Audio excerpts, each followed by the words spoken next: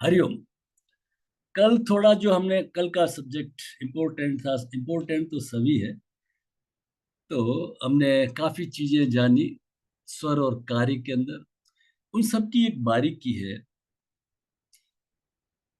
सूर्य में खाना। अब थोड़ा थोड़ा उससे जुड़ना।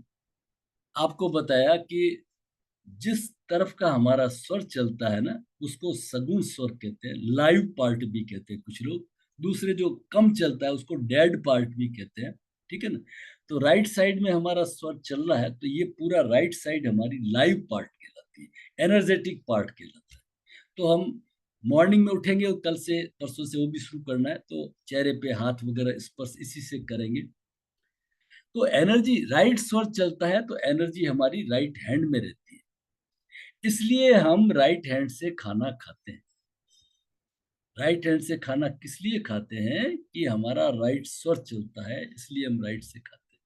और समान मुद्रा से खाते हैं। ये पंचमुखी मुद्रा, ये पांचों तत्व मिलते हैं इससे। कांटे चम्मच से कुछ नहीं मिलता है ना। वो पता नहीं चम्मच किस किस के मुंह में गया हुआ है। ये गोरी सभ्यता ना काम की नहीं है। हमारे में अंधा अनुकरण है फॉलो करने का।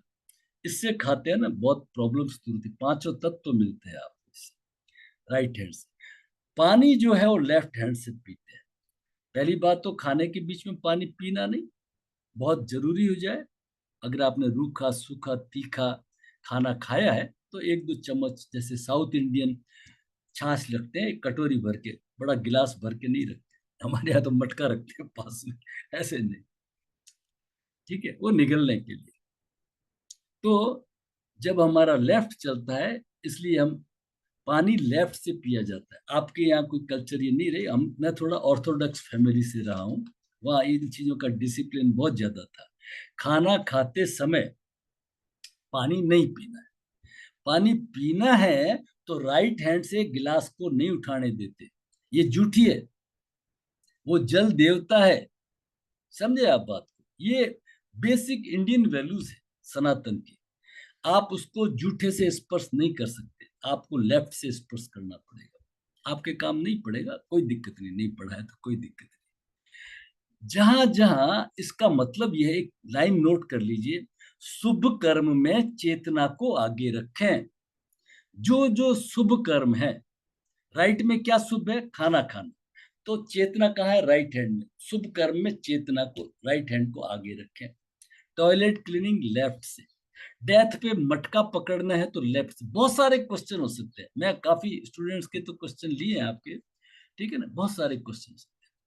दवा दो तरह की होती है, एक होती है एनाबॉलिक, दूसरी होती है कैटाबॉलिक। एक होती है जो आपके शरीर की पौष्टिकता, पौष्टों को बढ़ाती है, जैसे च्यवनप्राश, ब्रह्म रसायन वगैरह, ये दवाइयां होती है जो शरीर में आपके बल को प्रदान करती है। तो वो चंद्र में लेनी है। एनाबॉलिक मेडिसिन चंद्र में लेनी है। चंद्र में लेंगे तो लेफ्ट हैंड से लेंगे, ये भी ध्यान रखना। और जो कैटाबॉलिक है, स्टीरॉइड्स है, एंटीबायोटिक्स है, वो सूर्य में लेने हैं। ठीक है ना, वो सूर्य में लेने, एक एक चीज की बारीकी।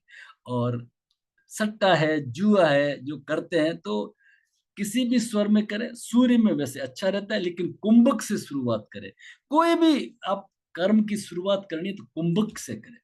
ये सब छोटे छोटे स्टेप्स हम इकट्ठे करेंगे एक दो दिन के अंदर।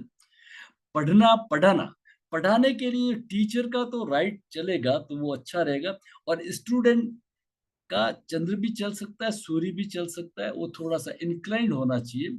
स्टूडेंट चंद्र में रिलैक्स रहेगा, थोड़ा सा कंसंट्रेशन उसका बेहतर रहेगा। लेकिन मैथमेटिक्स आएगी तो उसको सूर्य जगाना पड़ेगा। अब इसके अंदर अपने अपने अनुभव आएंगे, किताबों को एक तरफ रख लीजिए। सूर्य में पढ़ाते हैं, अगर आप सूर्य में पढ़ाते हैं तो आप अपने बच्चों को अगर नहीं पढ़ाएं सूर्य में तो बेहतर होगा।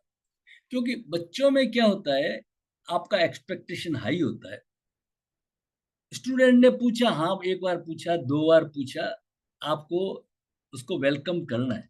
बच्चे ने पूछा, आप थप्पड़ लगा देते।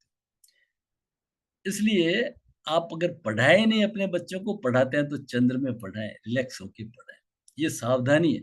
और आप कहते हो नहीं मेरा तो टेम्परामेंट बिल्कुल फर्स्ट क्लास रहता है तो बहुत बढ़िया, आप सूर्य में ही पढ़ाए। सूर्य में आप भी अलर्ट मोड में रहेंगे और आपके बच्चे भी अलर्ट मोड में रहेंगे। ये होता है सूर्य का मतलब, ठीक है ना। जब भी आपको स्वर लाना है, कुछ दिनों बाद में आपकी शिकायत आएगी कि मेरा तो रिक्वायर्ड स्वर नहीं आ रहा है, तो सबसे पहले आपको आहार से चेक करना। युक्त आहार विहारस्य, गीता का 6ठे अध्याय का 17वां श्लोक, उसको रट लेना है। युक्त आहार विहारस्य युक्त चेष्टस्य कर्मसु युक्त स्वप्नावबोधस्य योगो भवति दुःखः। ठीक है, अगर आप इसको फॉलो नहीं करते तो कोई मतलब नहीं। तो अगर आप घी, अल्कालिन वगैरह ले लेते हैं, मॉर्निंग में 1 चम्मच घी खा सकते हैं। घी जितना खाएंगे, देसी गाय का शुद्ध घी बिलोने का, तो आपका अल्कालिन होगा और आपका चंद्र बढ़ेगा। ठीक है, आपको बाकी सब नोट करा दिए हैं। और शहद जो है वो स्पॉन्टेनियस है, तुरंत शहद को चाटा, आपका सूर्य जगे। सूर्य तो वैसे भी कहीं जग जाता है, आप जोर से कोई डायलॉग बोल लीजिए, है ना, गब्बर सिंह का एक डायलॉग बोल लीजिए, कोई धमाकेदार कोई म्यूजिक सुन लीजिए, तभी आपका सूर्य जग जाए। ठीक है ना। तो इस तरह से हमें रखना है। सभी कुछ मौसम के अनुसार चीजें होती है, सर्केडियन साइकिल को फॉलो करना पड़ेगा। ऐसे नहीं हो सकता कि हम तो 9 बजे उठेंगे, तो ये स्वर युग आपके कोर्स का नहीं है। आपको अपनी तिथि के अनुसार आपके स्वर को सेट करना पड़ेगा। हर स्वर योगी के लिए जरूरी है मिनिमम मिनिमम सूर्योदय से आधा घंटा पहले उठे। अगर नहीं उठते हैं तो छोड़ दीजिए, कोई मतलब नहीं है ना, कोई मतलब नहीं।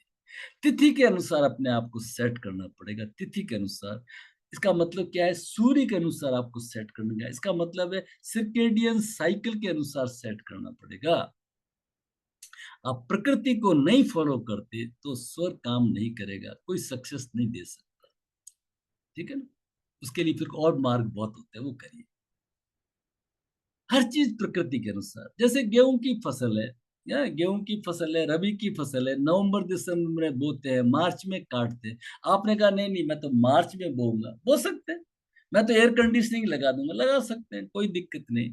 अगर वो गलती से उग भी गया है, तो बाजार में गेहूं 30 रुपए किलो, आपका 3,000 रुपए किलो से भी ज्यादा महंगा पड़ेगा। वो 30 रुपए किलो में जो मिठास है, आपके 3,000 रुपए किलो में भी वो मिठास नहीं आएगा, क्यों, अप्राकृतिक है। हर सर्केडियन साइकिल साइकिल के अनुसार आपको करना पड़ेगा। ये था आपको जो कल पढ़ा है उसका रिकेप कर दिया। अब अपन आगे बढ़ते हैं